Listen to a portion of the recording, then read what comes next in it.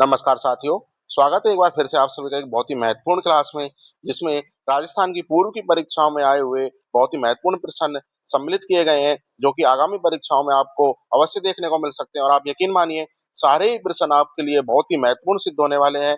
एक-एक प्रश्न को विशेष रूप से छाँट कर यहाँ पे लाया गया है, तो आपसे आशा है आप वीडियो को अंत तक देखेंगे। चलिए शुरू करते हैं। प्रश्न नंबर 1, बिजोलिया किसान आंदोलन के संबंध में निम्नलिखित कथनों पर विचार करिए और सत्य कूट का चयन करना है।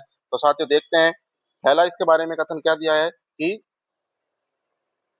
यह आंदोलन 1897 ईस्वी में राव कृष्ण सिंह के समय 84 प्रकार की लाग बाग के विरोध में शुरू हुआ था। साथियों बिल्कुल सही है, क्योंकि जो बिजोलिया किसान आंदोलन है ये 1897 में राव कृष्ण सिंह के समय 84 प्रकार की लाग बाग के विरोध में शुरू हुआ था। ये कथन बिल्कुल हमारा सत्य हो जाएगा। दूसरा देखते हैं, वर्ष 1916 में विजय सिंह पथिक ने इस आंदोलन का नेतृत्व संभाला। तो ये भी बिल्कुल सही है, क्योंकि साधु सीताराम दास के समय शुरू किया, लेकिन विजय सिंह पथिक द्वितीय चरण में इससे जुड़े थे। तो 1916 में विजय सिंह पथिक ने इस आंदोलन का नेतृत्व संभाला, ये भी सही हो जाएगा। तो इसके अकॉर्डिंग साथियों इस प्रश्न का जो राइट आंसर हो जाएगा, कथन 1 व कथन 2 दोनों ही बिल्कुल सही हो जाएंगे। चलिए अगला प्रश्न देखते हैं। निम्न में से कौन सा युग्म प्रजामंडल और संस्थापक का हमें युग्म दिया गया है? तो हमें असंगत युग्म छांटना है। कैसा युग्म छांटना है? असंगत युग्म छांटना है। तो देखते हैं, बीकानेर प्रजामंडल के जो संस्थापक कौन थे? मगाराम वैद्य थे। बिल्कुल सही हो जाएगा। बीकानेर प्रजामंडल के संस्थापक कौन हो जाएंगे? मगाराम वैद्य। मेवाड़ प्रजामंडल के माणिक्यलाल वर्मा हो जाएंगे। ये भी बिल्कुल सही हो जाएगा। तीसरा, जयपुर प्रजामंडल जमनालाल बजाज। ये भी बिल्कुल सही हो जाएगा। जैसलमेर प्रजामंडल गोकुल भाई भट्ट। साथियों ये गलत हो जाएगा, क्योंकि गोकुल भाई भट्ट कौन थे? इनको राजस्थान के गांधी के नाम से जाना जाता था, और इन्होंने जैसलमेर प्रजामंडल की नहीं, इन्होंने किसकी स्थापना की? सिरोही प्रजामंडल के संस्थापक ये थे। कौन से? सिरोही प्रजामंडल के। तो जैसलमेर प्रजामंडल की अगर बात कर ले तो 1945 में मीठालाल व्यास के द्वारा, किनके द्वारा? मीठालाल व्यास के द्वारा जैसलमेर प्रजामंडल की स्थापना की गई थी। तो बीकानेर के कौन हो जाएंगे? मगाराम वैद। अच्छे से याद कर लीजिए। मेवाड़ के प्रजामंडल के माणिकलाल वर्मा, जयपुर प्रजामंडल जमनालाल बजाज, और जैसलमेर प्रजामंडल की बात करें तो 1945 में मीठालाल व्यास हो जाएंगे, और सिरोही प्रजामंडल की बात करें तो गोकुल भाई भट्ट हो जाएंगे। चलिए अगला प्रश्न देखते हैं। 1857 की क्रांति के समय छावनियों और उनके मुख्यालय का कौन सा मिलान सही नहीं है? साथियों असुमेलित हमें चुनना है। तो देखते हैं, उस समय एरिनपुरा, पाली, मारवाड़ बिल्कुल सही हो जाएगा मुख्यालय साथियों। खेरवाड़ा, उदयपुर ये भी बिल्कुल सही हो जाएगा। ब्यावर अजमेर में था, बिल्कुल सही हो जाएगा। देवली, झालावाड़, हाड़ौती। साथियों ये गलत हो जाएगा, क्योंकि देवली, झालावाड़, हाड़ौती में नहीं था। उस समय देवली किस में था साथियों? टोंक में था। कहाँ पे था? टोंक में था। तो ऑप्शन डी इस प्रश्न का बिल्कुल राइट आंसर हो जाएगा। चलिए अगला प्रश्न देखते हैं। राजस्थान के प्रमुख शिलालेखों और उनके वर्षों के संबंध में असंगत युग्म छांटे। साथियों बहुत ही महत्वपूर्ण प्रश्न होने वाला है ये, क्योंकि आगामी परीक्षाओं में इसी प्रकार के प्रश्न पूछे जाएंगे, और ये प्रश्न आपको वहां पे हूबहू देखने को मिल सकता है। तो हमें शिलालेख और उनके वर्ष देखने हैं। तो देखते हैं, चीरवा का शिलालेख साथियों। तो जो चीरवा का शिलालेख है ये 1273 ईस्वी बिल्कुल सही हो जाएगा। बिजोलिया का शिलालेख 1170 ईस्वी, ये भी बिल्कुल सही हो जाएगा। कुंभलगढ़ का शिलालेख 1460 ईस्वी, ये भी बिल्कुल सही हो जाएगा। और घोसुंडी का शिलालेख साथियों ये किसमें दिया गया? तीसरी शताब्दी में दिया गया। ये गलत हो जाएगा, क्योंकि तीसरी शताब्दी का नहीं, ये किसका था? दूसरी शताब्दी से संबंधित है। किससे संबंधित है? दूसरी शताब्दी से ये संबंधित है। प्रश्न में जो असंगत युग में वो कौन सा हो जाएगा? ऑप्शन है डी हो जाएगा। चलिए अगला प्रश्न देखते हैं। और अगर पूछ लिया घोसुंडी का शिलालेख कहाँ पे है, तो ये साथियों चित्तौड़गढ़ जिले में स्थित है, और ये दूसरी शताब्दी का शिलालेख है। चलिए अगला प्रश्न देखते हैं। एकीकरण के द्वितीय चरण, जिसको पूर्व राजस्थान संघ, जिसकी स्थापना 25 मार्च 1948 के संबंध में सत्य कथन हमें देखने हैं। तो साथियों एकीकरण के द्वितीय चरण के बारे में हमें कथन दिए गए हैं। इसकी राजधानी कोटा को बनाया गया तथा महाराणा भीम सिंह बने। तो साथियों इसकी जो राजधानी है वो कोटा को बनाया गया, और क्या बोला गया है कि महाराव राजप्रमुख महाराव भीम सिंह बने थे। तो साथियों बिल्कुल सही हो जाएगा, क्योंकि इसकी जो राजधानी कोटा को बनाया गया और महाराज राजप्रमुख महाराव भीम सिंह को बनाया गया। इसके प्रधानमंत्री गोकुल लाल असावा को नियुक्त किया गया। तो साथियों इसके जो प्रधानमंत्री गोकुल लाल असावा को नियुक्त किया गया, ये भी बिल्कुल सही हो जाएगा। तो इस प्रश्न के कथन 1 व कथन 2 दोनों ही क्या हो जाएंगे? सत्य हो जाएंगे। चलिए अगला प्रश्न देखते हैं। सभ्यता और उनके संबंधित नदी का कौन सा युग्म सुमेलित नहीं है? तो साथियों कालीबंगा सभ्यता है, जो ये घग्गर नदी के किनारे पर है, बिल्कुल सही हो जाएगा। ये आहड़ या आयड़ या बेडच नदी के किनारे पर है, बिल्कुल सही है साथियों, उदयपुर में है ये। गणेश्वर कांतली नदी पर है, बिल्कुल सही है। बैराट साबी नदी, तो साथियों बैराट साबी नदी पर नहीं है, क्योंकि साथियों ये सभ्यता साबी नदी के किनारे नहीं होकर किसके किनारे है साथियों, बाणगंगा नदी के किनारे। किस नदी के किनारे, बाणगंगा नदी के किनारे पर है। तो इस प्रश्न का जो असुमेलित युग्म और राइट आंसर हो जाएगा वो ऑप्शन डी हो जाएगा। चलिए अगला प्रश्न देखते हैं। राजपूत शासकों एवं उनके मुगल दरबार के मनसब का कौन सा मिलान गलत है साथियों? तो हमें राजपूत शासक में उनके मुगल दरबार में उनके मनसब यानी कि उनकी जो रैंक, जो उनका जो मतलब उनका जो पद था उसका गलत मिलान हमें यहाँ पे देखना है। तो साथियों मनसब मान सिंह प्रथम जो कि जयपुर के थे, उनका मनसब कितना था, 7,000 था साथियों, बिल्कुल सही हो जाएगा। कितना था मान सिंह प्रथम, 7,000। राय सिंह जो थे इनका बीकानेर के थे, इनका कितना था, 5,000, बिल्कुल सही है। मिर्जा राजा जय सिंह इनका मनसब कितना बताया गया है, 4,000, तो ये बिल्कुल गलत हो जाएगा। एक बार अगला देख लेते हैं। जसवंत सिंह मारवाड़ इनका मनसब कितना था, 7,000। तो इस प्रश्न का जो राइट आंसर हो जाएगा साथियों ऑप्शन सी हो जाएगा, मिर्जा राजा जय सिंह। तो ये क्यों गलत हो जाएगा, क्योंकि जो मिर्जा जय सिंह थे साथियों, जो मिर्जा जय सिंह प्रथम के नाम से इनको जाना जाता था, ये इनका जो अंतिम व सर्वोच्च जो मनसब था वो औरंगजेब के समय कितना पहुंच गया था साथियों, इनका औरंगजेब के समय पहुंचा था, कितना पहुंचा था, 7,000 इनका पहुंचा था मनसब।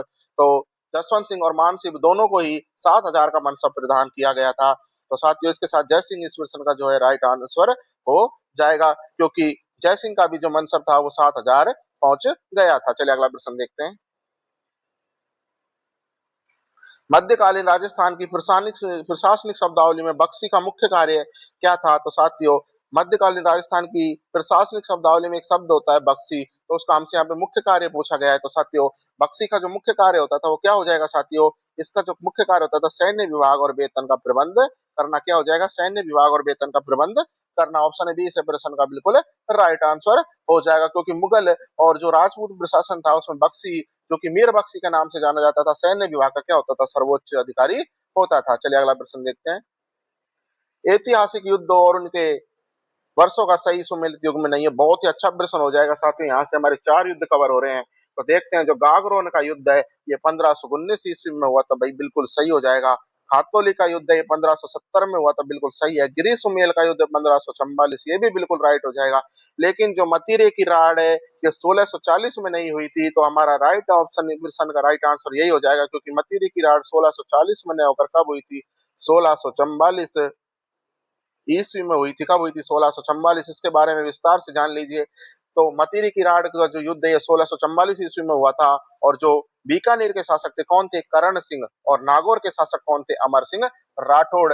इन दोनों के बीच अगर मैं आपको फिर से इसका थोड़ा बता देता हूँ, अच्छे से इसको याद कर लीजिए, क्योंकि मतीरे के राड़ से संबंधित प्रश्न पूछ लिया जाता है। तो बीकानेर और नागौर के बीच में हुआ था। तो बीकानेर के कौन हो जाएंगे साथियों, करण सिंह हो जाएंगे। कौन हो जाएंगे, करण सिंह हो जाएंगे। और नागौर के साथी कौन हो जाएंगे, अमर सिंह राठौड़ हो जाएंगे। कौन हो जाएंगे, नागौर के अमर सिंह राठौड़ हो जाएंगे। तो इन दोनों के बीच जाखड़िया गांव कौन सा, अगर आपसे गांव भी पूछ ले, जैसे आरपीएससी वर्तमान में डीप प्रश्न पूछ रही है, तो जाखड़िया गांव अगर आपसे पूछ ले जाए कि किस गांव की सीमा पर, तो जाखड़िया गांव की सीमा पर एक मतीरे की यानी तरबूज की बेल को लेकर क्या हुआ था, युद्ध हुआ था। तो साथियों मतीरे की राड़ कब हुई, 1644 में हुई। किन किन के मध्य हुई, बीकानेर के करण सिंह और नागौर के अमर सिंह राठौड़ के युद्ध, और जाखड़िया गांव की सीमा पर ये युद्ध हुआ था। तो गागरोन का पूछ ले जाए तो 1519 से, खातोली का 1570 और गिरी सुमेल का 1544। चलिए अगला प्रश्न देखते हैं। चेतावनी चुंगटा जो कि 13 इसमें कितने शॉट है, 13 शॉट है के संबंध में हमें सत्य कथन बताना है। तो साथियों देखते हैं, ये केसरी सिंह बारहटे के द्वारा डिंगल भाषा में लिखे गए, तो बिल्कुल सही हो जाएगा। चेतावनी चुंगटा केसरी सिंह बारहट के द्वारा डिंगल में लिखा गया है। इन्हें पढ़कर कथन द्वितीय देखते हैं साथियों, पहला बिल्कुल सही हो जाएगा। इन्हें बढ़कर महाराणा फतेह सिंह ने 1903 के दिल्ली दरबार में भाग नहीं लिया था। तो साथियों ऑप्शन 2 भी बिल्कुल सही हो जाएगा, क्योंकि इन्हें पढ़कर महाराणा फतेह सिंह ने 1903 के दिल्ली दरबार में भाग नहीं लिया था। तो कथन 1 व कथन 2 इस प्रश्न के दोनों ही राइट आंसर हो जाएंगे। चलिए अगला प्रश्न देखते हैं। निम्नलिखित में से किस पुरा स्थल से 11 कमरों वाले एक विशाल भवन या दुर्गनुमा के विशाल भवन या दुर्गनुमा अवशेष मिले हैं? तो साथियों किस पुरा स्थल से मिले हैं 11 कमरों वाले एक विशाल भवन के अवशेष? तो इस प्रश्न का जो राइट आंसर है वो हो जाएगा ऑप्शन बी, बालाथल, जो कि उदयपुर में स्थित है। तो बालाथल की अगर मैं आपको बात करूं कि इसकी खोज किसने की, तो बालाथल की जो खोज है साथियों बी एन मिश्र के द्वारा की गई। किनके द्वारा, बी एन मिश्र के द्वारा बालाथल जो कि बल्लभ नगर उदयपुर में है, इसमें 11 कमरों के एक विशाल दुर्गनुमा भवन के अवशेष प्राप्त हुए हैं। और अगर बालाथल के बारे में एक अन्य कथन पूछ लिया जाए कि सूती वस्त्र कपड़े का जो टुकड़ा मिला है साथियों, किसका? सूती कपड़े का जो टुकड़ा मिला है, तो ये भी कहां से मिला है? बालाथल उदयपुर से मिला है। चलिए अगला प्रश्न देखते हैं। किसान आंदोलन और उनके नेतृत्वकर्ता का कौन सा युग्म असंगत है साथियों? असंगत युग्म हमें यहाँ पे बताना है। तो देखते हैं, डेंगू किसान आंदोलन के जो नेतृत्वकर्ता थे कौन थे? राम नारायण चौधरी थे। बिल्कुल सही हो जाएगा, इसमें कोई डाउट नहीं है। बूंदी और बरड़ किसान आंदोलन के नैनूराम संडवा हो जाएंगे, पंडित नैनूराम शर्मा। बीकानेर उदासर किसान आंदोलन, जिसको उदासर के नाम से जाना जाता है, कि जीवन राम हो जाएंगे। बिल्कुल सही है। और नीमू चाणा जो कि अलवर में स्थित है, इस आंदोलन के जो हो जाएंगे नेतृत्व विजय सिंह पत्ती की, बिल्कुल गलत हो जाएगा। क्योंकि नीमू चाणा जो कि अलवर में स्थित था, इसके जो आंदोलन के नेतृत्व करता थे साथियों, मैं बता देता हूँ एक बार, कब हुआ था? 1925 में हुआ था। और इसके जो नेतृत्व करता विजय सिंह पत्ती नहीं थे, तो इसका जो मुख्य रूप से जो नेतृत्व किया था वो किसानों ने किया था। और उन किसानों के मुख्य रूप से जो नाम आएंगे साथियों, वो आएंगे माधो सिंह और गोविंद सिंह के द्वारा। किनके द्वारा? माधो सिंह और गोविंद सिंह के द्वारा नेतृत्व किया गया था। तो इस प्रश्न का जो राइट आंसर और असंगत युग्म हो जाएगा वो ऑप्शन है डी हो जाएगा। चलिए अगला प्रश्न देखते हैं। समाचार पत्र व उनके प्रकाशन स्थल का कौन सा मिलान गलत है? तो साथियों, हमें यहाँ पे समाचार पत्र दिए गए हैं और उनके प्रकाशन स्थल को बताना है कि कौन सा गलत है। 3 यहाँ पे सही है और 1 गलत है। तो देखते हैं। राजस्थान केसरी जो है वर्धा से निकलता था, बिल्कुल सही है साथियों, वर्धा महाराष्ट्र से। तरुण राजस्थान अजमेर से, बिल्कुल सही है। नवीन राजस्थान जयपुर दिया गया है, जो कि गलत हो जाएगा। एक बार अगला देख लेते हैं। प्रजा सेवक जोधपुर से, ये भी बिल्कुल सही है। तो साथियों, नवीन राजस्थान इस प्रश्न का जो राइट आंसर हो जाएगा, क्योंकि जयपुर से नहीं निकलता था। तो साथियों, इसके बारे में विस्तार से बता देता हूँ। तो जो नवीन राजस्थान समाचार पत्र की शुरुआत हुई थी, कब हुई थी साथियों? 1922 में हुई थी। कब हुई थी? 1922 में हुई थी। कब हुई थी? 1922 में हुई थी। और राजस्थान सेवा संघ द्वारा अजमेर से नहीं, अजमेर से की गई थी। कहां से की गई थी? अजमेर से की गई थी। कहां से? अजमेर से की गई थी, जयपुर से नहीं। तो ऑप्शन सी से प्रश्न का बिल्कुल राइट आंसर हो जाएगा। मारवाड़ के राठौड़ वंश के संदर्भ में निम्न कथनों पर विचार करें। तो साथियों, मारवाड़ का जो राठौड़ वंश है, इसके संबंध में कुछ कथन दिए गए और हमें देखना है। तो साथियों, पहला कथन हो जाएगा कि राव चुंडा ने मंडोर को अपनी राजधानी बनाया। तो साथियों, राव चुंडा ने मंडोर को अपनी राजधानी बनाया, तो बिल्कुल सही है। राव जोधा ने 1459 में जोधपुर की स्थापना की थी। तो साथियों, क्योंकि जोधपुर की स्थापना आपको बता रहा हूं जोधा ने की थी, और कब की थी? 1459 को की थी, 12 मई 1459 को। तो कथन 2 भी हमारा बिल्कुल सही हो जाएगा। तो इस प्रश्न का जो राइट आंसर है वो हो जाएगा कथन 1 व 2 दोनों ही क्या है? बिल्कुल सही है। चलिए अगला प्रश्न देखते हैं। 1857 की क्रांति में किस रियासत की सेना ने राज्य से बाहर जाकर भी विद्रोहियों का क्या किया था? दमन किया था। तो साथियों, 1857 की क्रांति में किस रियासत ने की सेना ने बाहर जाकर विद्रोहियों का दमन किया? तो इसका जो राइट आंसर हो जाएगा वो हो जाएगा ऑप्शन है बी। कौन सी? बीकानेर रियासत। और उस समय बीकानेर रियासत के शासक कौन हो जाएंगे? महाराजा सरदार सिंह हो जाएंगे। क्योंकि सरदार सिंह राजपूताना के एकमात्र ऐसे शासक थे ये, जिन्होंने अंग्रेजों की सहायता हेतु तो अपनी सेना लेकर रियासत के बाहर हिसार पंजाब तक गए और वहां पर विद्रोहियों का क्या किया था? दमन किया था। चलिए अगला प्रश्न देखते हैं। लोक देवता, अब कला और संस्कृति के कुछ प्रश्न है, देख लेते हैं हम। लोक देवता और उनके मुख्य पूजा स्थल का कौन सा युग्म असंगत है साथियों? तो लोक देवता और उनके पूजा स्थल का असंगत युग्म हमें देखना है। तो बाबूजी कोलूमंड फलोदी, बिल्कुल सही हो जाएगा। बाबूजी का संबंध कोलूमंड फलोदी से है। गोगा जी का संबंध गोगा मेड़ी हनुमानगढ़ से है, बिल्कुल सही है। रामदेव जी रुणेचा जैसलमेर, बिल्कुल सही हो जाएगा। और देव नारायण जी का कहां से बता रहे हैं? परबतसर नागौर, तो ये बिल्कुल क्या हो जाएगा? रॉन्ग हो जाएगा। तो असंगत युग्म की बात करें तो ऑप्शन डी बिल्कुल सही हो जाएगा। और इसके बारे में थोड़ा विस्तार से देख लेते हैं। तो गुर्जर समाज के आराध्य देव भगवान श्री देवनारायण जी का मुख्य पूजा स्थल कहाँ पे है? आसिंद में है। कहाँ पे है? आसिंद में है, जो कि कहाँ पे पड़ता है? आसिंद साथियों, भीलवाड़ा में पड़ता है, भीलवाड़ा जिले में आता है। तो भीलवाड़ा, आसिंद भीलवाड़ा देवनारायण जी का मुख्य पूजा स्थल है, ना कि परबतसर नागौर। क्योंकि परबतसर नागौर तो वीर तेजा जी के मुख्य पशु मेले के लिए प्रसिद्ध है। किसके लिए? पशु मेले के लिए। चले अगला प्रश्न देखते हैं। दादू पंथ के संबंध में निम्नलिखित कथनों पर विचार करें साथियों। तो दादू पंथ के संबंध में हमें निम्नलिखित कथनों पर विचार करना है और असंगत युग्म में बताना है, या कौन सा सत्य है वो बताना है। तो देखते हैं। दादू जी के सत्संग को सत्संग स्थल को अलख दरीबा कहा जाता है। बिल्कुल, क्योंकि दादू जी का जो सत्संग स्थल है इसको अलख दरीबा कहा जाता है। दादू पंथ की प्रमुख पीठ नरेना जयपुर ग्रामीण में स्थित है। तो साथियों, दादू पंथ की जो प्रमुख पीठ है नरेना नारायणा जयपुर में स्थित है, बिल्कुल सही है। तो कथन एक व कथन दो बिल्कुल सत्य हो जाएंगे। चलिए अगला प्रश्न देखते हैं। राजस्थानी आभूषण और उनके धारण करने के अंग का कौन सा मिलान गलत है? साथियों, तो आभूषण और उसके धारण करने का अंग असंगत छांटना है हमें। तो देखते हैं साथियों, चूप कहाँ पहना जाता है? तो आप अच्छे से याद कर लीजिए, चूप दांत में पहना जाता है, बिल्कुल सही है। मेमंद कहाँ पहना जाता है? सिर में पहना जाता है। सुरलिया कहाँ पहना जाता है? साथियों, सुरलिया पीपल पतराई कान में पहने जाते हैं, लेकिन नेवरी जो है ये गले में नहीं पहना जाता, क्योंकि नेवरी कहाँ पहना जाता है? पैर के टखने में पहना जाता है। कहाँ पर? पैर के टखने में पहना जाने वाला है ये। तो ऑप्शन डी इस प्रश्न का राइट आंसर हो जाएगा। चलिए अगला प्रश्न देखते हैं। चित्रकला शैली और उनके स्वर्णकाल वाले शासकों का कौन सा युग्म सुमेलित नहीं है? तो साथियों, चित्रकला शैली दी गई है और उनके स्वर्णकाल वाले शासक दिए गए हैं हमें, तो हमें बताना है कि कौन सा युग्म सुमेलित नहीं है। तो मेवाड़ शैली का जो स्वर्ण काल था वो महाराणा जगत सिंह प्रथम के काल में था, बिल्कुल सही हो जाएगा। किशनगढ़ शैली का राजा नागरीदास, जो कि सावंत सिंह के नाम से विख्यात थे, ऑप्शन बी भी बिल्कुल सही है, क्योंकि ये युग्म सुमेलित हो जाएगा। और कोटा शैली का जो स्वर्ण काल था ये महाराणा उम्मेद सिंह के समय था, बिल्कुल सही है। और बीकानेर शैली का राव बीका दिया गया, जो कि बिल्कुल गलत हो जाएगा। तो इस प्रश्न का जो राइट आंसर है साथी वो ऑप्शन डी हो जाएगा, क्योंकि जो बीकानेर शैली है इसका जो स्वर्ण काल है साथियों, महाराजा किनका माना जाता है? अनूप सिंह का माना जाता है। अनूप सिंह का काल स्वर्ण काल माना जाता है। चलिए अगला प्रश्न देखते हैं।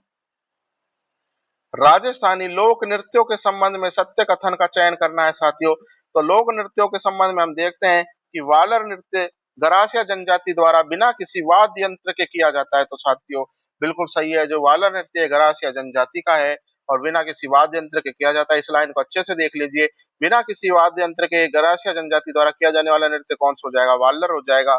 और गौरी नृत्य भीलों का 40 दिनों तक चलने वाला धार्मिक नृत्य नाटिका है। तो साथियों, गौरी बिल्कुल सही है, शिव भस्मासुर की कथा पर आधारित और 40 दिन तक चलने वाला नृत्य नाटक है। नाट्य लोक नाट्य भी मान लीजिए, इसको लोक नृत्य भी कह सकते हैं। तो प्रश्न का जो राइट आंसर है वो दोनों ही सही हो जाएंगे। ऑप्शन ए और ऑप्शन बी दोनों ही क्या है? बिल्कुल सही है। चलिए अगला प्रश्न देखते हैं। प्रमुख हवेलियों व उनके जिले का कौन सा युग्म असंगत है? तो साथियों, नतमल की हवेली कहाँ पे है? जैसलमेर में है, बिल्कुल सही हो जाएगा। बागोर की हवेली उदयपुर में है, बिल्कुल सही हो जाएगा। पंसारी की हवेली श्री माधोपुर सीकर में है, बिल्कुल सही हो जाएगा। और सोने चांदी की जो हवेली है चूरू दिया गया है, जो कि चूरू इसका राइट आंसर नहीं होगा, क्योंकि जो सोने चांदी की हवेली है ये महणसर में है। कहाँ पे साथियों? महणसर। और महनसर आपको पता है कहाँ आता है? झुंझुनू में आता है। तो सोने चांदी की हवेली कहाँ पे है साथियों? महनसर झुंझुनू में स्थित है। तो असंगत युग्म में सोने चांदी की हवेली चूरू इसका राइट आंसर हो जाएगा। चलिए अगला प्रश्न देखते हैं। राजस्थानी साहित्य की कृतियों और उनके लेखकों का कौन सा मिलान गलत है? तो साथियों, कृतियां देखनी है और उनके लेखक को देखने हैं और बताना है कि कौन सा मिलान क्या है गलत है। तो पाथल और पीथल के कौन हो जाएंगे? कन्हैया लाल सेठिया हो जाएंगे, बिल्कुल सही है। बातारी फुलवारी विजयदान देथा हो जाएंगे, बिल्कुल सही है। वीर सतसई बांकीदास दिया गया, जो कि बिल्कुल गलत हो जाएगा। एक बार अगला देख लेते हैं। चेतावनी राचुंग टकिए श्री सिंह बारहट, बिल्कुल सही हो जाएगा। तो गलत मिलान तो ऑप्शन सी हो जाएगा। इसके बारे में विस्तार से देख लेते हैं कि जो वीर सतसई है ये बांकीदास तो गलत हो जाएगा, क्योंकि जो वीर सतसई के जो रचयिता है वो कौन हो जाएंगे साथियों? वीर सतसई के रचयिता हो जाएंगे सूर्यमल्ल मिश्रण हो जाएंगे। कौन हो जाएंगे? सूर्यमल्ल मिश्रण हो जाएंगे। तो इस प्रश्न का जो असंगत युग्म है ऑप्शन सी हो जाएगा। और अगर बात करी जाए कि बांकीदास की प्रसिद्ध रचना कौन सी है, तो बांकीदास की भी अगर पूछ ली जाए तो बांकीदासरी ख्यात इनकी रचना हो जाएगी। बांकीदासरी ख्यात। चलिए अगला प्रश्न देखते हैं।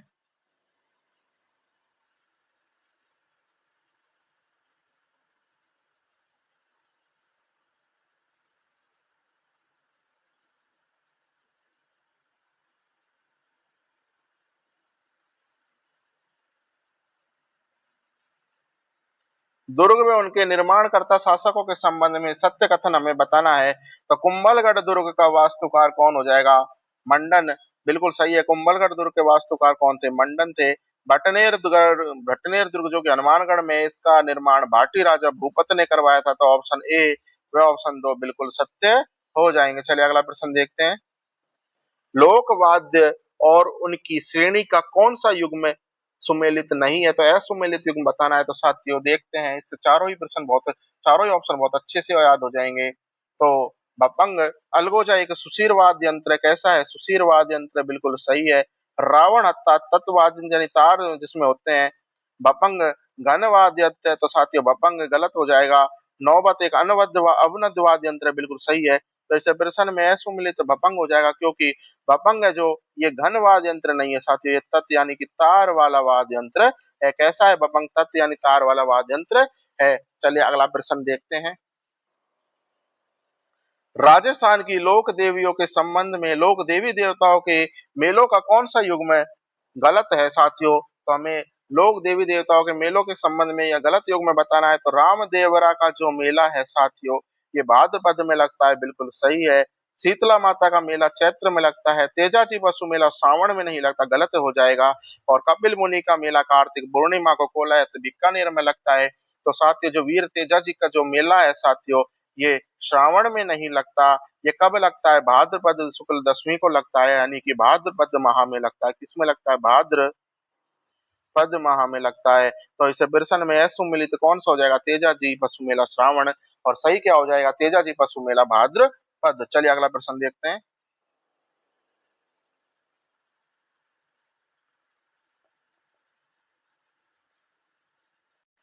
महामारू, गुर्जर प्रतिहार, मंदिर स्थापत्य शैली के उदाहरणों में सत्य कथन चुनना है साथियों। तो ओसियां का हरिहर मंदिर इसी शैली में निर्मित है, बिल्कुल सही हो जाएगा। आभानेरी दौसा में हरसत माता का जो मंदिर है वो भी महामारू या गुर्जर प्रतिहार शैली का श्रेष्ठ उदाहरण है। तो कथन ये भी बिल्कुल सही हो जाएगा। तो ऐसे प्रश्न में कथन एक व दो दोनों ही क्या हो जाएंगे? बिल्कुल सही हो जाएंगे। चलिए अगला प्रश्न देखते हैं। हस्तकला और उनके प्रसिद्ध केंद्र का कौन सा मिलान असंगत है? तो साथियों थेवा कला कहाँ से संबंधित है? प्रतापगढ़ के सोनी परिवार, बिल्कुल सही हो जाएगा। उस्ता कला बीकानेर से संबंधित है, स्वर्गीय हमामुद्दीन उस्ता इसके प्रसिद्ध कलाकार हो जाएंगे। टेराकोटा कला जो कि मोलेला राज संबंध की है, बिल्कुल सही हो जाएगा। लेकिन जो मीनाकारी है साथियों, ये बाड़मेर की नहीं है, तो असंगत युग में तो इसमें ऑप्शन डी हो जाएगा। क्योंकि जो मीनाकारी है साथियों, ये बाड़मेर की नहीं, ये कहाँ की है साथियों? ये जयपुर की प्रसिद्ध है, विश्व प्रसिद्ध है जयपुर की। और अगर बात करें कि जो मीनाकारी होती क्या है, तो साथियों जो सोने चांदी के जो आभूषण है उनमें रंग भरने की कला क्या होती है? मीनाकारी होती है। और जयपुर की विश्व प्रसिद्ध है। और अगर पूछ लिया जाए कि इसको जयपुर लेकर कौन आए थे, तो मान सिंह प्रथम लेकर आए थे। और कहाँ से लेकर आए थे? लाहौर से लेकर आए थे। कहाँ से लेकर आए थे? लाहौर से लेकर आए थे मीनाकारी को। इसको मैं अच्छे से आप देख लीजिए इसको, क्योंकि इसके प्रश्न बनते हैं। लाहौर से लेकर आए थे। कौन लेकर आया था? मान सिंह प्रथम लेकर आए थे। मान सिंह प्रथम लेकर आए थे। वहीं अगर बाड़मेर की बात करें, तो बाड़मेर में तो अजरक प्रिंट आपको पता होना चाहिए और मलीर प्रिंट आपको पता होना चाहिए, जो कि कपड़ा छपाई के लिए प्रसिद्ध एक कहाँ के हैं?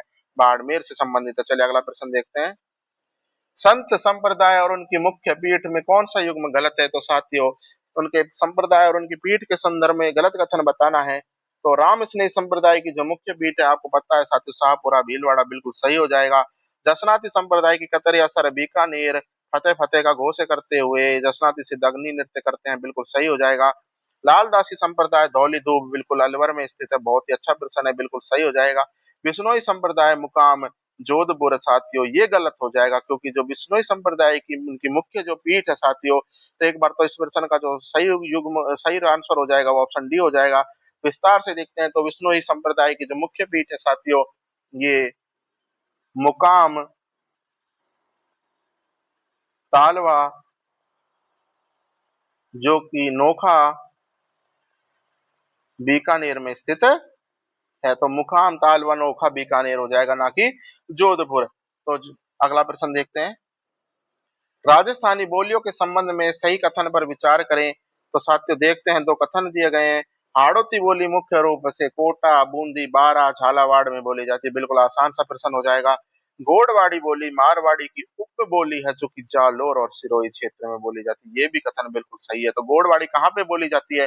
जालोर और सिरोही क्षेत्र में बोली जाती है। तो कथन एक व कथन दो दोनों ही इस प्रश्न के राइट आंसर हो जाएंगे।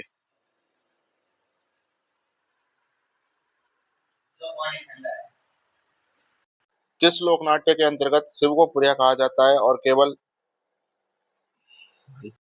किस लोक नाट्य के अंतर्गत शिव को प्रिया कहा जाता है और ये केवल दिन में प्रदर्शित होता है? तो इस प्रश्न का जो राइट आंसर हो जाएगा कौन सा हो जाएगा जिसमें शिव को क्या कहा जाता है? पुरिया कहा जाता है और यह केवल दिन में प्रदर्शित होता है। तो इस प्रश्न का जो राइट आंसर हो जाएगा साथियों वो हो जाएगा गौरी, जो उसको राई के नाम से भी जानते हैं। तो गौरी राई नृत्य को शिव के अंतर्गत शिव को पुरिया कहा जाता है, केवल दिन में प्रदर्शित होता है। चलिए अगला प्रश्न देखते हैं। कोपेन के जलवायु वर्गीकरण के संबंध में किन जिलों का जो युग्म है वो असंगत है? तो साथियों हमको यहाँ पे असंगत युग्म छांटना है। कैसा युग्म? असंगत युग्म। तो देखते हैं BWHW। तो साथियों जो BWHW है ये बिल्कुल पश्चिमी भाग में है जो कि जैसलमेर बीकानेर जिले को माना जाता है। AW बांसवाड़ा डूंगरपुर साथियों बिल्कुल राजस्थान का दक्षिणी भाग बांसवाड़ा डूंगरपुर बिल्कुल सही है। CWG इसमें जयपुर व भरतपुर पूर्वी राजस्थान के कुछ भाग आता है, बिल्कुल सही है। और BSHW जिसमें झालावाड़ वह 12 जिला। तो साथियों ये बिल्कुल गलत हो जाएगा क्योंकि BSHW प्रदेश में कौन से आते हैं साथियों? BSHW में अर्ध शुष्क जलवायु आती है। और अरावली के पश्चिमी ढलान वाले जिले जैसे कि नागौर को ले लिया जाए, किसको? नागौर, पाली और जालोर इसमें मुख्य रूप से आते हैं। तो ये इस प्रश्न का जो है संगत युग्म ऑप्शन डी राइट आंसर हो जाएगा। चलिए अगला प्रश्न देखते हैं।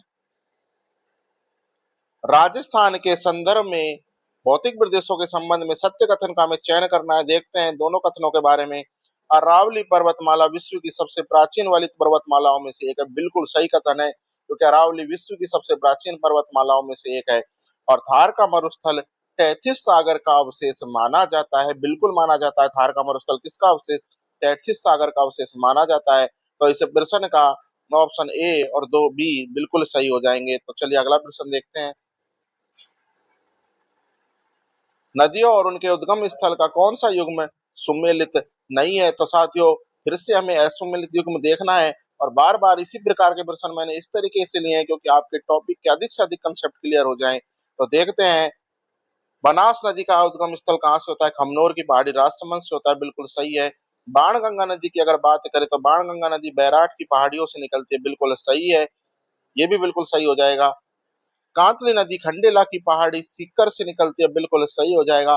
लेकिन यहाँ पे ऑप्शन डी में लूनी नदी को विंध्याचल पर्वत मध्य प्रदेश से दिखाया गया है जो कि बिल्कुल गलत हो जाएगा क्योंकि जो लूनी नदी है ये विंध्याचल पर्वत से नहीं निकल कर ये कहाँ से निकलती है? नाग पहाड़। कहाँ से निकलती है? नाग पहाड़ अजमेर से इसका उद्गम होता है। कहाँ से होता है? नाग पहाड़ अजमेर से इसका उद्गम होता है। चलिए अगला प्रश्न देखते हैं। अमेरिकी मृदा वर्गीकरण के अनुसार राजस्थान की मिट्टियों का असंगत युग्म छांटना है। तो साथियों USDA के अनुसार राजस्थान की मिट्टी का असंगत युग्म हम देखते हैं एरिडीसोल्स। तो साथियों एरिडीसोल मृदा कहाँ पाई जाती है? पश्चिमी राजस्थान में पाई जाती है, बिल्कुल सही है। एरिडी यानी कि पश्चिमी राजस्थान। वर्टिसोल हाड़ौती के पठार में पाई जाती है साथियों काली मृदा। तो वर्टिसोल हाड़ौती पठार बिल्कुल सही। एल्फीसोल पूर्वी मैदानी भागों में पाई जाती है, बिल्कुल सही है। लेकिन जो इंसेप्टिसोल है साथियों घग्गर के बेसिन में नहीं पाई जाती। कहाँ पाई जाती है साथियों? ये मुख्य रूप से अरावली के ढलानी क्षेत्र यानी कि राजसमंद, उदयपुर और भीलवाड़ा क्षेत्र में भीलवाड़ा जिले में पाई जाती है। तो इस प्रश्न में असंगत युग्म इंसेप्टिसेल घग्गर बेसिन में नहीं पाई जाती, अरावली के ढलान क्षेत्र में और दक्षिणी राजस्थान में पाई जाती है। तो अगर पूछ लिया जाए कि क्षेत्र पूछ लिया जाए तो दक्षिणी राजस्थान इसका राइट आंसर हो जाएगा। चलिए अगला प्रश्न देखते हैं। अरावली की चोटियों के संबंध में सत्य कथन कौन से है साथियों? तो गुरु शिखर की ऊंचाई कितनी है साथियों? बिल्कुल सही है। गुरु शिखर की जो ऊंचाई है 1722 मीटर है, कोई डाउट नहीं है इसमें। शेर चोटी की ऊंचाई 1597 मीटर है जो कि राज्य की दूसरे सबसे ऊंची चोटी है। तो बिल्कुल सही हो जाएगा क्योंकि जो शेर है इसकी ऊंचाई कितनी है? 1597 मीटर और ये राज्य की दूसरी सबसे ऊंची चोटी है। तो कथन एक व दो बिल्कुल सही हो जाएंगे। चलिए अगला प्रश्न देखते हैं।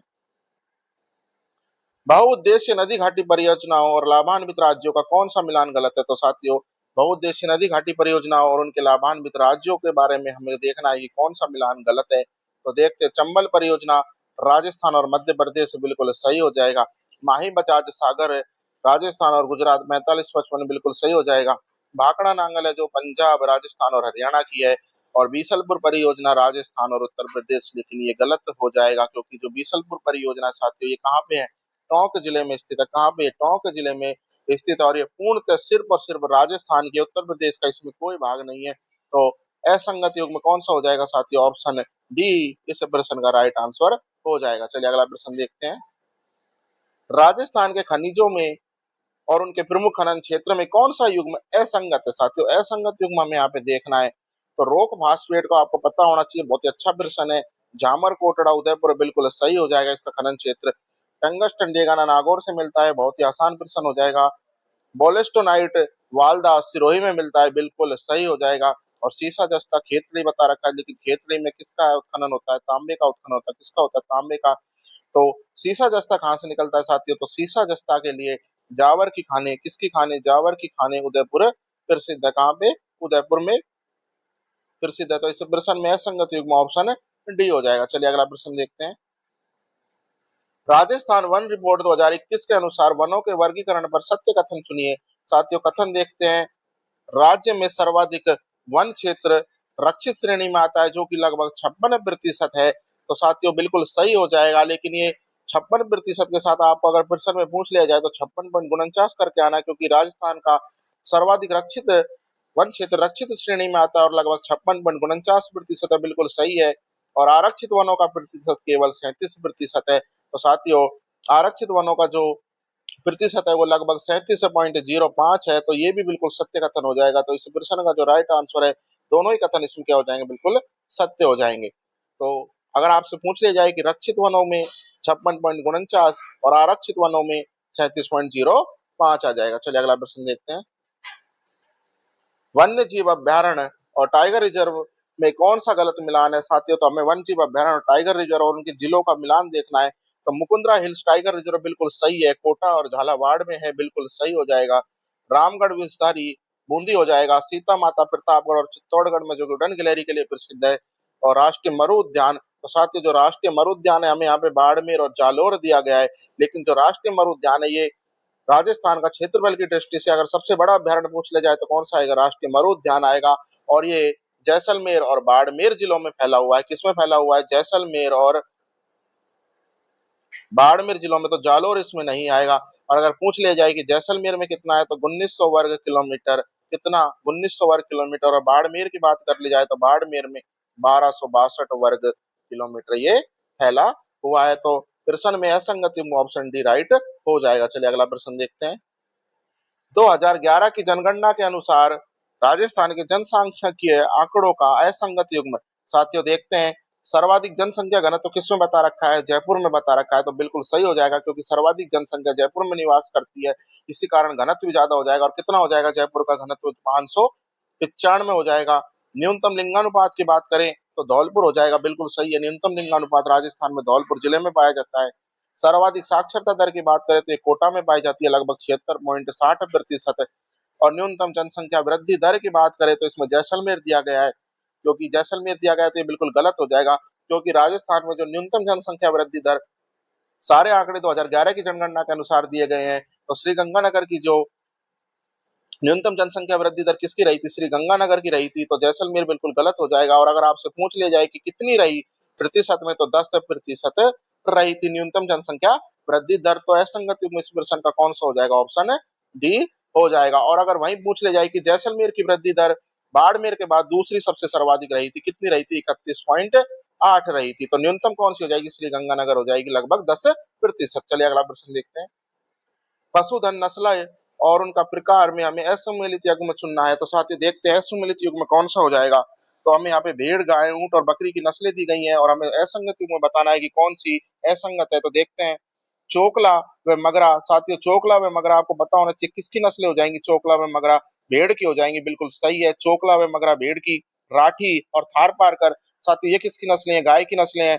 जमुनापरी और सिरोही, साथियों जमुनापरी और सिरोही किसकी नस्लें हो जाएंगी, बकरी की हो जाएंगी, बिल्कुल सही है। लेकिन मुर्रा और जाफराबादी, साथियों मुर्रा और जाफराबादी ये किसकी नस्लें हैं, यहाँ पे हमें ऊंट दिया गया है, तो ऊंट गलत हो जाएगा, क्योंकि मुर्रा और जाफराबादी किसकी नस्लें होती हैं? भैंस की नस्लें होती हैं। किसकी? भैंस की। तो ऑप्शन डी इसमें असंगत युग्म में आ जाएगा। चलिए अगला प्रश्न देखते हैं। राजस्थान की प्रमुख झीलों के संबंध में सत्य कथन का चयन करना है हमें। तो देखते हैं, राजसमंद झील के बारे में हमसे पूछा गया है। तो राजसमंद जो झील है, इसका निर्माण महाराजा राज सिंह ने गोमती नदी के पानी को रोककर करवाया था। बहुत ही महत्वपूर्ण प्रश्न के साथ बहुत ही महत्वपूर्ण लाइन है, क्योंकि इस लाइन से लगभग हर परीक्षा में प्रश्न आता है। राजसमंद झील का निर्माण किसने करवाया? महाराणा राज सिंह ने करवाया। और प्रश्न ऐसे भी आता है कि किस नदी के पानी को रोककर राजसमंद झील का निर्माण करवाया? तो गोमती नदी के पानी को रोककर कराया। बिल्कुल सही हो जाएगा। सांबर झील भारत की सबसे बड़ी अंतःस्थलीय खारे पानी की झील है। तो साथियों, जो सांबर झील है, ये भारत की सबसे बड़ी अंतःस्थलीय खारे पानी की झील है। ये भी बिल्कुल सत्य कथन है। तो दोनों ही कथन हमारे प्रश्न के राइट हो जाएंगे। चलिए अगला प्रश्न देखते हैं। सौर ऊर्जा पार्क और उनके जिलों का कौन सा युग्म असंगत है? साथियों, असंगत युग्म बताना है सौर ऊर्जा पार्क और उनके जिलों का। तो भडला सोलर पार्क, साथियों आपको पता होना चाहिए, भडला कहाँ पे? फलोदी में है। बिल्कुल सही है।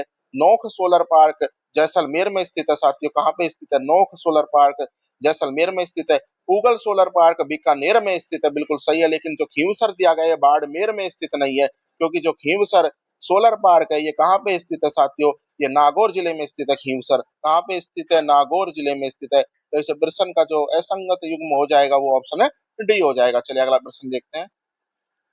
जैसलमेर में पोखरण से मोहनगढ़ तक पाकिस्तानी सीमा के समानांतर स्थित मीठे भूगर्भीय जल पट्टी को क्या कहते हैं? बहुत ही महत्वपूर्ण प्रश्न है। सीटी परीक्षा की दृष्टि से तो बहुत ही महत्वपूर्ण हो जाएगा।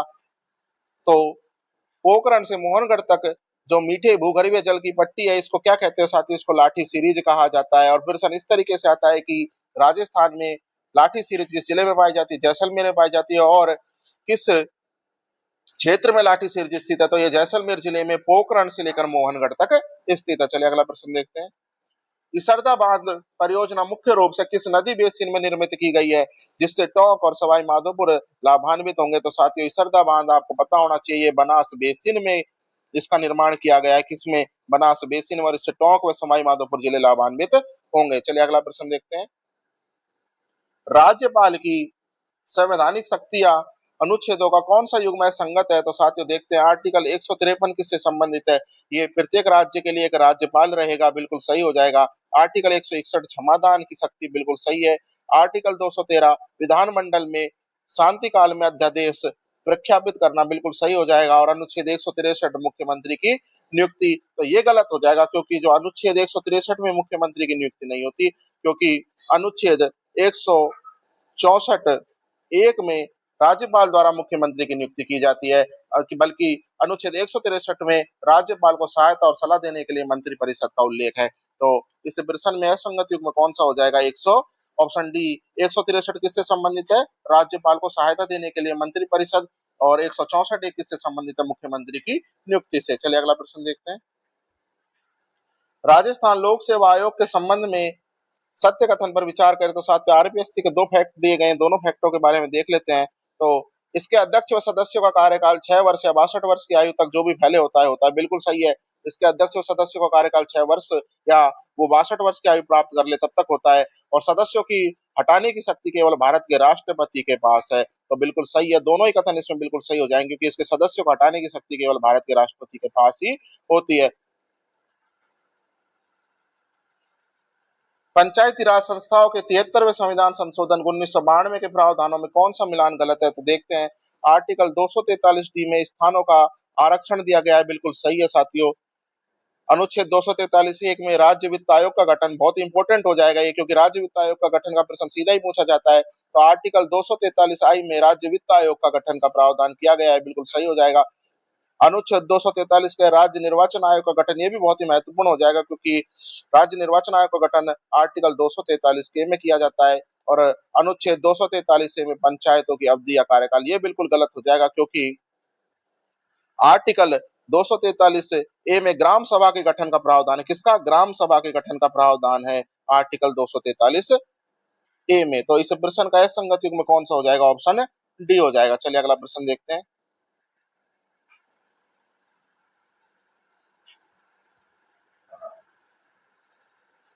राज्य मानवाधिकार आयोग के संबंध में हमें असंगत कथन छांटना है साथियों। तो मानवाधिकार आयोग में हम देखते हैं क्या क्या कथन दिए गए हैं। इसका गठन मानवाधिकार संरक्षण अधिनियम 1993 के तहत किया गया था। बिल्कुल सही है, क्योंकि मानवाधिकार आयोग का गठन मानवाधिकार संरक्षण अधिनियम 1993 के तहत किया गया। राजस्थान में इसका विधिवत गठन 18 जनवरी 1999 को हुआ। बिल्कुल सही है। इसके अध्यक्ष और सदस्यों की नियुक्ति मुख्यमंत्री की अध्यक्षता वाली समिति की सिफारिश पर राज्यपाल करते हैं। तो राज्य मानवाधिकार आयोग के अध्यक्ष और सदस्यों की नियुक्ति राज्यपाल द्वारा की जाती है। बिल्कुल सही है। और आयोग में वर्तमान में अध्यक्ष सहित कुल कितने सदस्य बताए गए? 5, लेकिन 5 नहीं होते, तो ये ऑप्शन डी इस प्रश्न का असंगत युग्म हो जाएगा, क्योंकि आयोग में इसमें एक अध्यक्ष व कुल और 2 सदस्य, यानी कि कुल 3 सदस्य होते हैं। कितने होते हैं? एक अध्यक्ष व 2 सदस्य, तो कुल 3 सदस्य इसमें होते हैं। चलिए अगला प्रश्न देखते हैं। लोकायुक्त संस्था के दायरे के संबंध में सत्य कथन चुनना है। तो देखते हैं, राजस्थान के मुख्यमंत्री को लोकायुक्त की जांच के दायरे से बाहर रखा गया है। और कथन 2 देखते हैं। बिल्कुल सही हो जाएगा कथन पहला, क्योंकि राजस्थान का जो मुख्यमंत्री है, इनको लोकायुक्त की जांच के दायरे से बाहर रखा गया है। राज्य के सभी मंत्री, विधायक और सचिव इस जांच के दायरे में आते हैं। लेकिन ये कथन 2 बिल्कुल गलत हो जाएगा। इस प्रश्न का जो राइट आंसर है केवल ऑप्शन ए, केवल एक ही बिल्कुल सही होगा, क्योंकि राजस्थान में मुख्यमंत्री लोकायुक्त की जांच के दायरे से पूर्णतः बाहर है, लेकिन विधायक, सरपंच और सचिव इसकी जांच के दायरे में नहीं आते, क्योंकि ये इसके दायरे में आते हैं। ये बिल्कुल गलत हो जाएगा। तो इस प्रश्न का ऑप्शन ए बिल्कुल सही है। चलिए अगला प्रश्न देखते हैं। राज्य सूचना आयोग और सूचना के अधिकार अधिनियम 2005 का कौन सा तथ्य गलत है? तो साथियों, जो राज्य का सूचना अधिकार अधिनियम 2005 है, इसमें से गलत तथ्य हमें देखना है। तो देखते हैं। राज्य में प्रथम सूचना आयोग का गठन 18 अप्रैल 2006 को हुआ। बिल्कुल सही है। प्रथम सूचना आयोग का गठन कब हुआ? 18 अप्रैल 2006 को। अच्छे से याद कर लीजिए। प्रथम सूचना आयुक्त कौन थे? श्री एम डी कोरानी थे। बिल्कुल सही हो जाएगा। इसको भी अच्छे से माइंड कर लो। सूचना प्राप्त करने की सामान्य समय सीमा कितने दिन की होती है? 30 दिन की होती है। बिल्कुल सही है। मुख्य सूचना आयुक्त को शपथ उच्च न्यायालय का मुख्य न्यायाधीश दिलाता है। ये बिल्कुल गलत हो जाएगा। इसमें असंगत युग्म ऑप्शन डी हो जाएगा, क्योंकि मुख्य सूचना आयुक्त को जो शपथ है वो उच्च न्यायालय का मुख्य न्यायाधीश नहीं दिलाता। इसको राज्यपाल के द्वारा या उनके किसी नियुक्त सदस्य के द्वारा इनको क्या दिलाई जाती है? शपथ दिलाई जाती है। तो इसमें ऑप्शन डी बिल्कुल गलत हो जाएगा। चलिए अगला प्रश्न देखते हैं। 91वें संविधान संशोधन 2003 के तहत राज्य मंत्री परिषद के आकार पर सत्य कथन है। तो साथियों, मंत्री परिषद के आकार पर हमें सत्य कथन बताना है। 91वें संविधान संशोधन 2003 के तहत। तो देखते हैं। राजस्थान में मुख्यमंत्री सहित मंत्रियों की अधिकतम संख्या कितनी हो सकती है? 30 हो सकती है।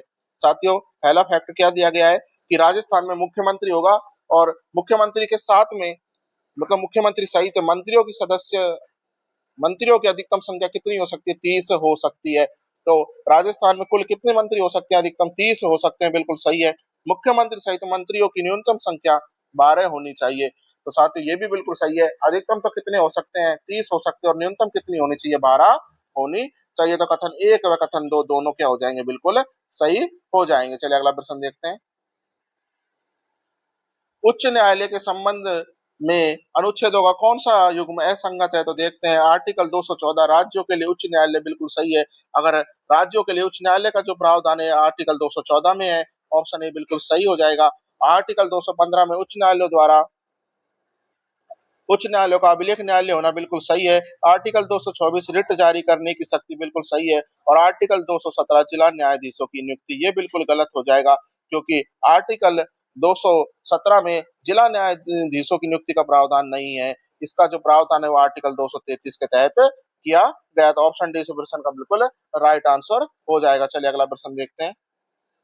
राजस्थान सचिवालय के प्रशासनिक पदानुक्रम का अवरोही कि ऊपर से नीचे का सही क्रम कौन सा है? तो उस ऊपर से नीचे का जो सही क्रम कौन सा हो जाएगा साथियों? सबसे पहले तो कौन आते हैं? मुख्य सचिव आते हैं। कौन आते हैं? मुख्य सचिव आते हैं। उसके बाद प्रमुख शासन सचिव आते हैं। फिर शासन सचिव और उप सचिव आते हैं। तो ऑप्शन ए बिल्कुल सही हो जाएगा, इसका ऊपर से नीचे का क्रम। चलिए अगला प्रश्न देखते हैं। ऑप्शन ए राइट आंसर हो जाएगा। चलिए अगला प्रश्न देखते हैं। राजस्थान राज्य निर्वाचन आयोग के बारे में सत्य कथन बताना है।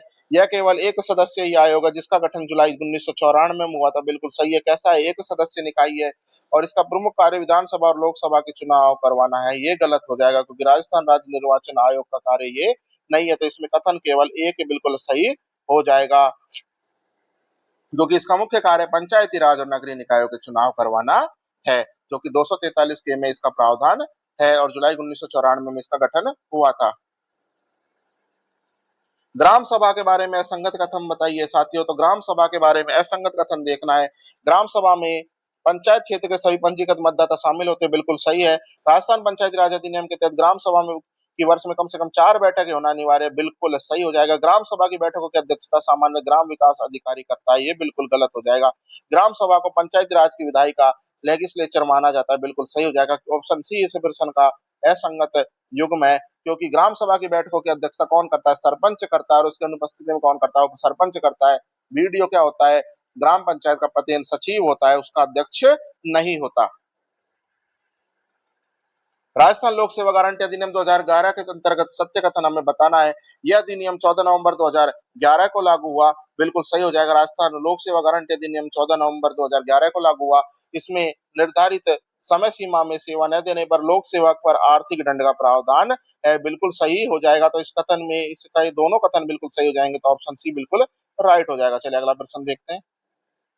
राजस्थान के प्रथम पदाधिकारियों का कौन सा युग्म असंगत है? तो साथियों प्रथम पदाधिकारियों के बारे में पूछा गया है, तो देखते हैं। प्रथम मुख्यमंत्री मनोनीत कौन थे? हीरालाल शास्त्री थे, बिल्कुल सही हो जाएगा। राजस्थान के प्रथम मनोनीत मुख्यमंत्री हीरालाल शास्त्री, अच्छे से याद कर लीजिए। प्रथम विधानसभा अध्यक्ष कौन थे? नरोत्तम लाल जोशी थे, बिल्कुल सही हो जाएगा। प्रथम मुख्य सचिव कौन थे? राजस्थान के राधाकृष्णन थे। लेकिन प्रथम महिला राज्यपाल अगर पूछा जाए तो मार्गरेट अलवा ने होगी। राजस्थान की प्रथम महिला राज्यपाल श्रीमती प्रतिभा पाटिल थी। कौन थी? प्रतिभा पाटिल थी। कब से कब तक? 2004 से 2007 तक। चलिए अगला प्रश्न देखते हैं, क्योंकि इस प्रश्न का राइट आंसर ऑप्शन डी हो जाएगा। राज्य वित्त आयोग के कार्यों के संबंध में सत्य कथन चुनिए। दो कथन यहाँ पे हमें दिए गए हैं, देखते हैं दोनों कथनों के बारे में विस्तार से। यह पंचायत और नगर पालिकाओं की वित्तीय स्थिति की समीक्षा करता है, बिल्कुल सही हो जाएगा, क्योंकि राज्य वित्त आयोग का कार्य होता है पंचायत और नगर पालिकाओं की वित्तीय स्थिति की समीक्षा करता है। संविधान के आर्टिकल 243 आई और 243 वाई के तहत इसका गठन राज्यपाल द्वारा हर 5 वर्ष में किया जाता है, बिल्कुल सत्य वचन। क्योंकि यह संविधान के आर्टिकल 243 आई और 243 वाई के तहत इसका गठन राज्यपाल के द्वारा किया जाता है और हर 5 वर्ष में इसका गठन किया जाता है। तो दोनों ही कथन हमारे इस प्रश्न में सही हो जाएंगे, तो राइट आंसर ऑप्शन सी हो जाएगा। चलिए अगला प्रश्न देखते हैं। जिला प्रशासन के संदर्भ में जिला कलेक्टर किन भूमिकाओं का निर्वहन करता है? देखते हैं, दो कथन हमें दिए गए हैं, देखते हैं। जिला मजिस्ट्रेट डीएम के रूप में कानून व्यवस्था बनाए रखना, बिल्कुल सही हो जाएगा।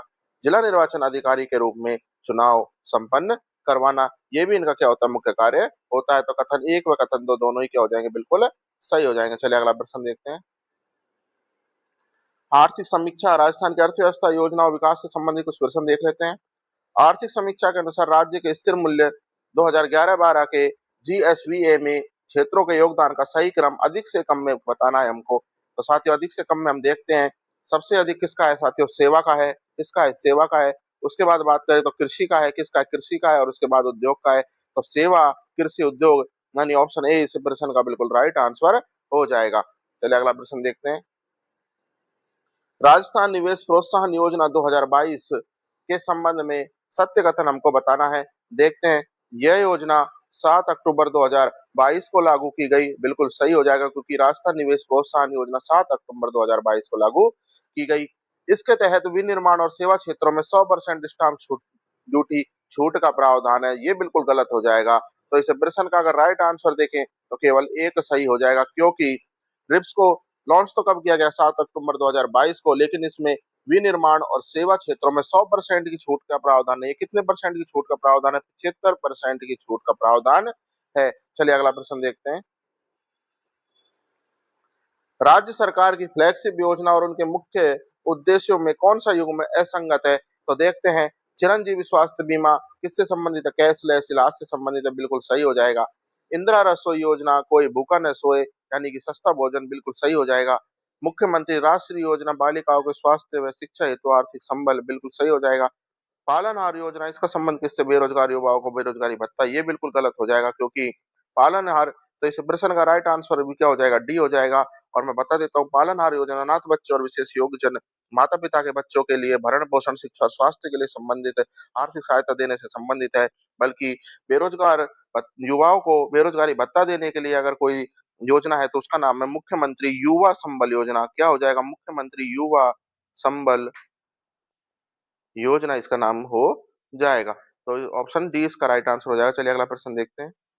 पूर्वी राजस्थान नहर परियोजना ईआरसीपी के संबंध में हमें सत्य कथन बताना है। तो साथियों जो ईआरसीपी के संबंध में सत्य कथन हो जाएगा कि देखते हैं, दो कथन हमें यहाँ पे दिए गए हैं।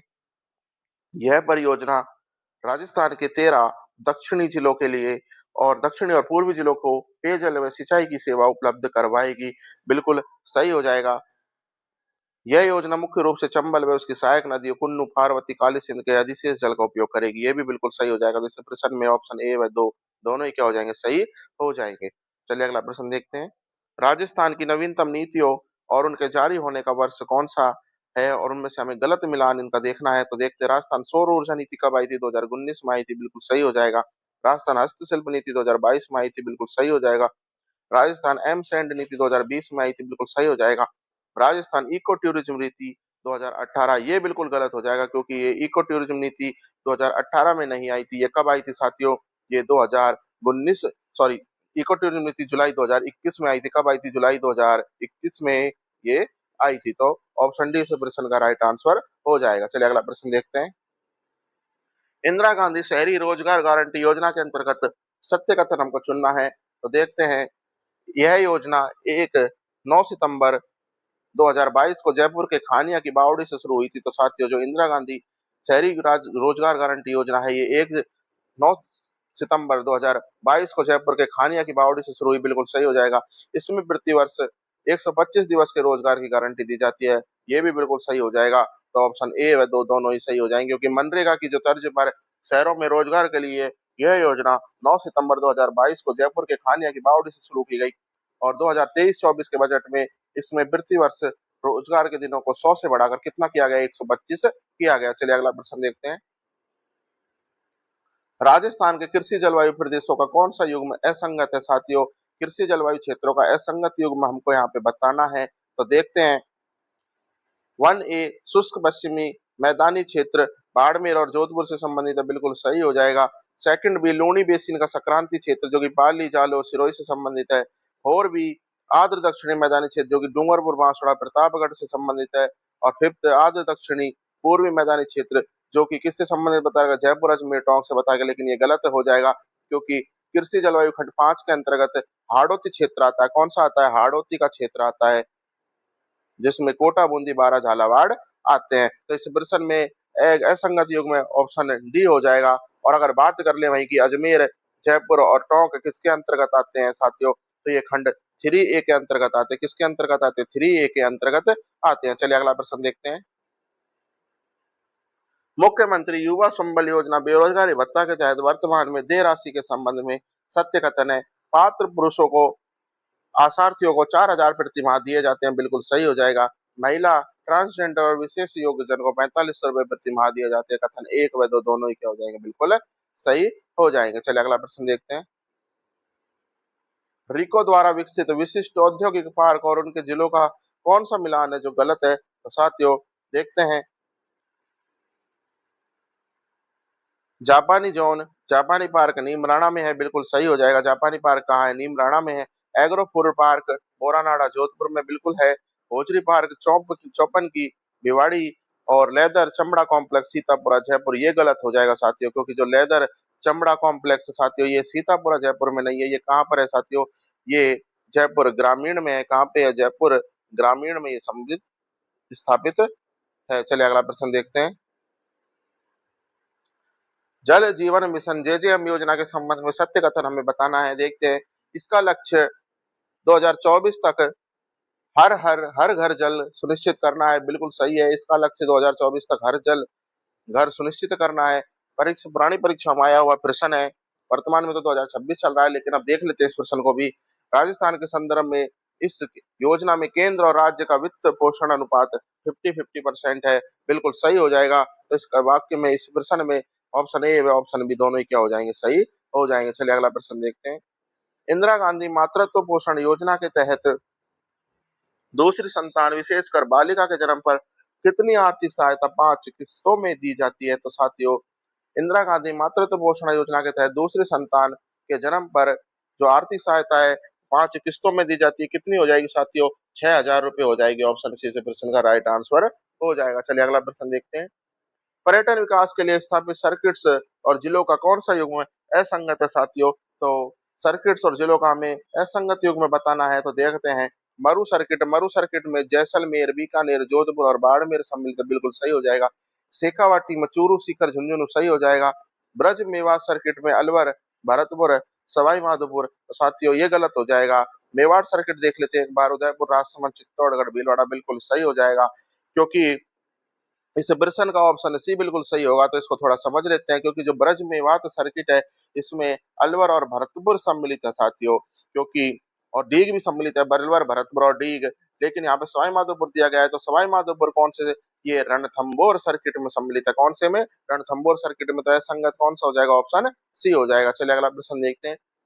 पीएम कुसुम योजना के कंपोनेंट ए के तहत देश का पहला सौर ऊर्जा संयंत्र कहाँ स्थापित किया गया है? तो साथियों, पीएम कुसुम योजना के तहत देश का पहला सौर ऊर्जा संयंत्र राजस्थान में भालोजी, कोटपूतली, बहरोड में स्थापित किया गया है। ऑप्शन ए बिल्कुल सही हो जाएगा। कौन सा हो जाएगा? भालोजी, कोटपूतली, बहरोड। तो इसी के साथ हमारी वीडियो यहीं पर समाप्त होती है। नहीं साथियों, एक प्रश्न और है, अभी देख लेते हैं। निम्न में से कौन सा लोकगीत विरह, जुदाई से संबंधित नहीं है? साथियों, हमसे जो प्रश्न पूछा गया है वो क्या है? लोकगीतों से संबंधित प्रश्न है। और इसमें पूछा गया है कि कौन सा लोकगीत ऐसा है जो विरह, जुदाई से संबंधित नहीं है। ऑप्शन दिए गए कुरजा, सुमटियो, झोरवा और सीठने। तो साथियों, ये एक प्रकार का जुदाई का गीत नहीं है। कौन सा हो जाएगा? सीठने हो जाएगा। क्योंकि ऑप्शन डी इस प्रश्न का राइट आंसर है। इसको बता देता हूं, तो ये विवाह के संबंध से, विवाह के समय जो मेहमान आते हैं तो उनके समक्ष बैठकर गाया जाने वाला गीत है। ये कौन सा? सीठने। तो ये विरह या जुदाई से संबंधित गीत नहीं है। बाकी जो अन्य तीन गीत है, कुरजा, सोवटी और जोरावई, कैसे विरह या जुदाई से संबंधित है। चलिए अगला प्रश्न देखते हैं। राजस्थान में किस जनजाति की संख्या सर्वाधिक है? तो साथियों, राजस्थान में जो सर्वाधिक जनजाति है वो कौन सी हो जाएगी? ऑप्शन बी हो जाएगी। क्योंकि मीणा जनजाति की संख्या राजस्थान में क्या है? सर्वाधिक है। तो ऑप्शन बी इस प्रश्न का क्या हो जाएगा? राइट आंसर हो जाएगा। चलिए अगला प्रश्न देखते हैं। इसी के साथ हमारी वीडियो समाप्त होती है और आशा है आपको सभी प्रश्न बहुत ही अच्छे लगे होंगे।